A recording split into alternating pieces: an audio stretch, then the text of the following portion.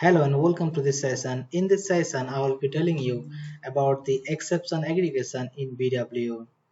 I will be telling you what is exception aggregation and where it is used and how to create the exception aggregation in SAP BW.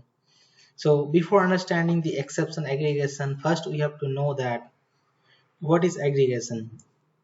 You may be relevant or have seen these screenshots this is one exception aggregation and right hand side there's an aggregation with summation, and below where we can see that for exception aggregation we have multiple options for exception aggregation, because for aggregation we have only mostly three things like summation, minimum, maximum. But when you come to exception aggregation we may find multiple options, multiple different kind of characteristics that we can choose here.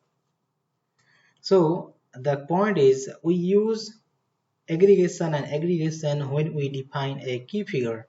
When you are designing any key figure in SAP BW, then we use this exception aggregation and aggregation.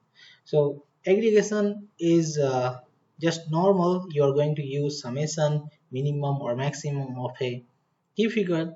But if you are using an exception aggregation, meaning that you are going to make it an advanced, meaning that you are going to use a reference characteristics.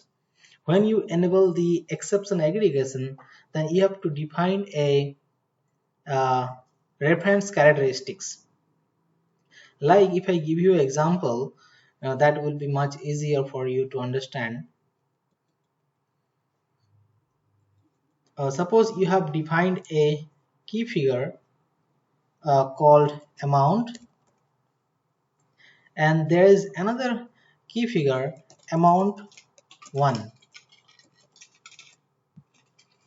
and in your amount key figure, and it is a normal aggregation, you did not use any exception. But on the other case you have defined the exception aggregation based on calendar day. Now you are opening a report. Suppose you have opened a report for the month of December, uh, suppose 2020. Now if you are going to use this data, so this amount will show the whole amount. Suppose the whole amount is of your that month is 1000.